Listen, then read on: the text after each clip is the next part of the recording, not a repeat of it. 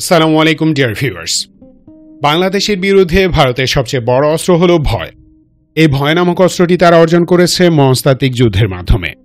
আর আমাদের বিরুদ্ধে ইন্ডিয়ার হয়ে সেই মনস্তাত্ত্বিক যুদ্ধটা করেছে এদেশেরই কথিত বুদ্ধিজীবী, সাংস্কৃতিক কর্মী এবং সর্বত আত্মবিকৃত সাংবাদিক সমাজ। তবে ভয় সৃষ্টি করে দিয়েছে আওয়ামী লীগ ও দিল্লির পালতু বাম রাজনৈতিক গোষ্ঠী। রাজনীতির নামে নানাভাবে মানুষ করে জনগণের মনে এই ভয় ঢোকানো হয়েছে। প্রথমে মানুষ করা হয়েছে রাজনৈতিক কর্মকাণ্ডের মাধ্যমে, তারপর ১-১১ ঘটিয়ে ক্ষমতায় আনা হয় লীগকে। হাসিনা তার সেকেন্ড টার্ম শুরু করে পিলখানায় দেশপ্রেমিক সেনা অফিসারদের মাধ্যমে। এরপর বিচারিক প্রক্রিয়ার নামে ফাঁসি, গুম, খুন, প্রকাশ্য দিবালোকে হত্যা, প্রতিবাদে নামলে অবর্ণনীয় নির্যাতন ইত্যাদির মাধ্যমে বাংলাদেশিদের মনে ভয়কে স্থায়ীভাবে ঢুকিয়ে দেয় আওয়ামী লীগ। আর লীগের এসব মানবতা বিরোধী কাজগুলোকে ধামাচাপা কিংবা বৈধতা দেওয়ার কাজগুলো করেছে কথিত বুদ্ধিজীবী, সাংস্কৃতিক কর্মী, শিল্পী, সাহিত্যিক এবং সাংবাদিক গোষ্ঠী। মোট কথা, এই দেশে ভারতের স্বার্থ রক্ষার জন্য একটি বিশাল ইন্ডাস্ট্রি গড়ে তুলেছে দিল্লি, যারা আমাদের মনে ভারতের প্রতি ভয়কে স্থায়ী রাখার কাজ করে। এটাই তাদের রুটি-রুজি উপার্জনের একমাত্র মাধ্যম। এদেশীয় দালাল ছাড়া এটা সম্ভব না, কারণ ইন্ডিয়া থেকে পরিচালিত মনস্তাত্ত্বিক যুদ্ধকে বাংলাদেশিরা গোনেও না। জনগণ না জানলেও এটুকু বুঝে যে ইন্ডিয়ানরা কোনো যোদ্ধা জাতি না। তারা ওয়ারিয়র নেশন হলে অতীতে Persia, central Asia, south east Asia সহ মধ্যপ্রাচ্যের একটা অংশেও তাদের সাম্রাজ্য প্রতিষ্ঠা করত। প্রাচীন দুনিয়ায় সবচেয়ে সমৃদ্ধ অঞ্চলগুলোর একটি ছিল এই সাবকন্টিনেন্ট। বিপুল সম্পদ আর জনবল থাকা সত্ত্বেও তারা কোনো ভূখণ্ড জয় করতে পারেনি। বরং সেন্ট্রাল এশিয়ান, তুর্ক, আফগান ও ইরানি দিগ্বিজয়ীরা ভারত শাসন করেছে হাজার বছর ধরে। তবে হ্যাঁ, যোদ্ধা জাতি না হলেও তারা প্রচণ্ড কুটিল আর স্বার্থসিদ্ধিতে ওস্তাদ। কিন্তু তাদের এই চরিত্র তারা গোপন রাখতে চায় ফাও চেস্ট থাম্পিং করে। বর্তমান যুগে মেইনস্ট্রিম অ্যান্ড সোশ্যাল মিডিয়া তাদের ভুয়া হ্যাডম প্রচারের একমাত্র মাধ্যম। আর সেই মিডিয়া ইউজ করেই তারা এমন ভাব দেখায় যে এনি টাইম বাংলাদেশ দখল করে ফেলবে। আদৌ তাদের সেই সাহস আছে কিনা সেটা ঘোরতর প্রশ্ন সাপেক্ষ ব্যাপার। কিন্তু তারা যদি বাংলাদেশ আক্রমণ করেই ফেলে তাহলে কি হবে?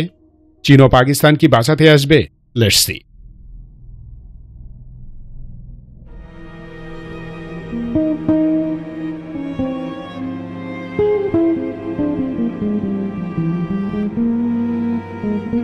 ধরুন ইন্ডিয়া বাংলাদেশকে আক্রমণ করল, ফুল স্কেল অ্যাটাক তারা করতে পারবে না, বরং লিমিটেড এয়ার স্ট্রাইকের মাধ্যমে নির্দিষ্ট কোনো একটি এলাকা দখল করে নেওয়ার ট্রাই করবে। সে এলাকা হতে পারে বৃহত্তর রংপুর অথবা ফেনী।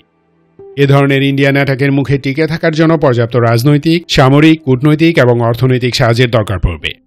এক্ষেত্রে বাংলাদেশকে সরাসরি সাহায্য করবে চায়না, পাকিস্তান, তুরস্ক, ইন্দোনেশিয়া, মালয়েশিয়া এবং অন্য কিছু মুসলিম দেশ।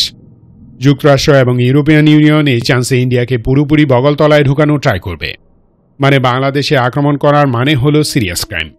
আর এই ক্রাইম ইউজ করে ইন্ডিয়াকে নিজেদের ভৃত্য বানানোর চেষ্টা করবে তারা, যেন হুকুম পালনকারী পালতুর মতো আচরণ করে। ওয়েস্টার্ন হেমিস্ফিয়ার অপেক্ষায় আছে দিল্লি কখন এমন ভুল করে, তখন তারা ডাবল গেম খেলবে। ইন্টারন্যাশনালি আগ্রাসনের বিরুদ্ধে খুব বয়ান দিবে, ওদিকে তলে তলে দিল্লির সাথে দর কষাকষি করবে।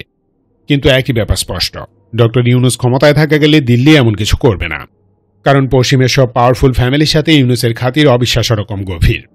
ইউনুস তার পাওয়ার ইউজ করে ইন্ডিয়াকে ঠেঙানোর জন্য ওয়েস্টার্ন মিলিটারিকে বাংলাদেশে নিয়ে আসতে পারে, সেই রিস্ক দিল্লি নিবে না।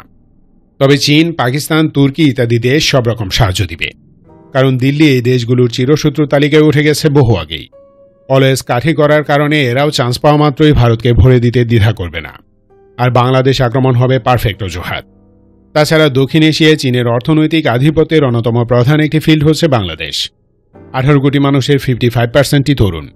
ইকোনমিক পয়েন্ট অফ ভিউ থেকে ইন্ডাস্ট্রিয়াল প্রফিটের বড় একটি সোর্স হতে পারে ঢাকা। ঐতিহাসিক এবং জনগণের পর্যায়ে চীন বাংলাদেশের সম্পর্ক বরাবরই উষ্ণ। তাই নিজেদের সামরিক, ভূরাজনৈতিক, অর্থনৈতিক এবং কৌশলগত কারণে বাংলাদেশের ছোট বা বড় যে কোনো ধরনের ইন্ডিয়ান অ্যাগ্রেশনের সময় চীন, পাকিস্তান ও তুরস্ক সরাসরি সাহায্য করবে। সো ইউক্রেন স্টাইলে বাংলাদেশে মিলিটারি ইনভেশনের শক্তি ও সাহস কোনোটাই দিল্লির নেই।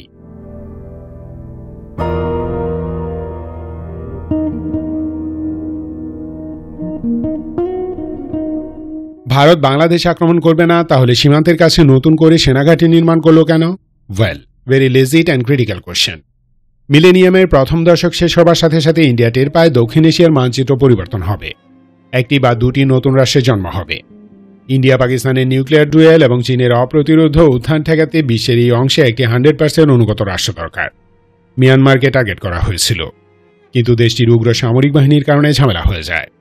তবে মিয়ানমার, ভারত এবং বাংলাদেশকে নিয়ে প্ল্যান এগোতে থাকে। সেই প্ল্যান অনুযায়ী দিল্লির প্রস্তাবিত ১/১১ ঘটিয়ে বাংলাদেশের রাজনৈতিক পরিমণ্ডল পুরোপুরি ধ্বংস করা হয়। উদ্দেশ্য ছিল একান্ত পশ্চিমা ঘনিষ্ঠ সরকার প্রতিষ্ঠা করে আরাকান আলাদা করে ফেলা, তারপর ভারতের সেভেন সিস্টার্সের স্বাধীনতার ফুলকি উস্কে দেয়া। কিন্তু শেষ পর্যন্ত জেনারেল মঈনুদ্দিন আহমেদের বেইমানিতে যুক্তরাষ্ট্র বাধ্য হয় হাসিনার হাতে ক্ষমতা তুলে দিতে। এরপরে 15.5 বছরের ইতিহাস আমরা জানি, কিন্তু পশ্চিমাদের আসল উদ্দেশ্য পূরণ হয়নি।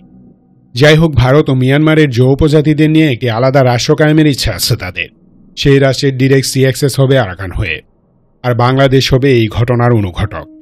পশ্চিমের সম্ভাব্য এই প্ল্যানে বিচলিত হয়ে যায় দিল্লি, তাই হাজার হাজার মানুষ করিয়ে হলেও হাসিনাকে ক্ষমতায় রাখে। কিন্তু 24 জুলাইতে এই মানুষ এটা জানিয়ে পালায়, ফলে আবারও ভারত হুমকির মুখে পড়ে। এখানে বলে রাখা ভালো যে বর্তমানে ভারতে যে সীমানা দেখেন এটা আর্টিফিশিয়াল, অর্থাৎ ভারতের অনেক অঞ্চল আসলে ভারতের না।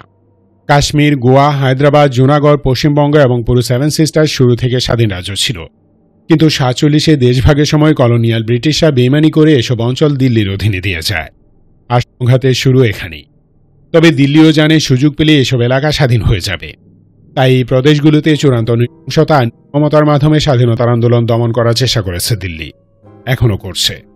কাশ্মীরের কাহিনী আমরা সবাই জানি, কিন্তু সেভেন সিস্টার্সের রাজ্যগুলোতে অমন ভয়ঙ্কর অত্যাচার চালিয়েছে ভারতীয় সেনাবাহিনী। ক্রসফায়ার মেসাকার কি করেনি? আসামের স্বাধীনতা আন্দোলনকারী 200-এরও বেশি ছাত্রছাত্রীকে ভারতীয় সেনাবাহিনী ধরে নিয়ে ব্রহ্মপুত্র নদীর নির্জন উপত্যকায় বালির নিচে পুঁতে ফেলেছিল। নাগাল্যান্ডে নির্বিচার ধর্ষণ করেছে। মণিপুরে হিন্দু মেইতেইদের লেলিয়ে দিয়েছে জো উপজাতিদের উপর। যদিও এখন মিডিয়া এবং কূটকৌশলের মাধ্যমে সেসব কাহিনী ধামাচাপা দিয়ে রেখেছে, তথাপি চান্স পেলে এরা আবার মাথা তুলে দাঁড়াবে এটা দিল্লি খুব ভালো করেই জানে। মানে এসব উপজাতি কোনোভাবে জোরে সোরে স্বাধীনতার আওয়াজ তুলতে পারলেই কেল্লাফতে। ওয়েস্টার্ন ওয়ার্ল্ড চেপে বসবে দিল্লির ঘাড়ে। যেভাবেই হোক অন্তত একটি রাষ্ট্র কায়েম করবে এখানে, যার অর্থনৈতিক এবং বহির্বিশ্বে যোগাযোগের রাস্তা হবে বাংলাদেশ। আর সেভেন সিস্টার্সের একটি রাজ্য যদি স্বাধীন হয়ে যায় তবে বাকিগুলোও আর হাতে থাকবে না। দুনিয়ার কোনো অংশেই রক্তের বিনিময় ছাড়া স্বাধীনতা আসে না, এখানেও আসবে না। আর স্বাধীনতা সংগ্রামে সমরাস্ত্র যেমন প্রয়োজন, তেমনি প্রতিপক্ষ সেনাদের চলাচল সীমিত রাখাও জরুরি। সেভেন সিস্টার্সের কোনো একটি রাজ্যে ফুলস্কেল স্বাধীনতা যুদ্ধ শুরু হয়ে গেলে বাড়তি সেনা, সমরাস্ত্র, রসদ ইত্যাদি ব্যাপক হারে সাপ্লাইয়ের একমাত্র রাস্তা হবে শিলিগুড়ি করিডোর। আকাশপথে ভারী অস্ত্র আর রসদ সাপ্লাই ঝুঁকিপূর্ণ। ম্যানপ্যাস মিসাইল দিয়ে এনি টাইম কার্গো প্লেন ভূপাতিত করা যায়, সো ল্যান্ড রোড খুবই দরকারি। আর এই ক্ষেত্রে সবেধন নীলমণি এই শিলিগুড়ি, তাকে সুরক্ষিত রাখার জন্য দিল্লি এক্সট্রা এফোর্ট দিচ্ছে। তাদের ভয় সেভেন সিস্টার্সে ফ্রিডম ফাইট শুরু হলে এই করিডোরে প্রথম হামলা আসবে। তাই উত্তর দিনাজপুর এবং আসামের ডুবরিতে এক্সট্রা সেনাঘাঁটি নির্মাণের মাধ্যমে ভারত বরং তার নিজের ভয়কে জানান দিল। বাংলাদেশে আক্রমণের চেষ্টা তো দূরস্থ, দখল করা ভূখণ্ড বাঁচাতেই সোগারদম পাচ্ছে। সো কৌশলে বরং আমরা এগিয়ে আসছি। ধন্যবাদ ভিডিওটি শেষ পর্যন্ত দেখার জন্য। সতর্ক সুস্থ থাকুন, দেশকে ভালোবাসুন। বাংলাদেশ চিরজীবী হোক।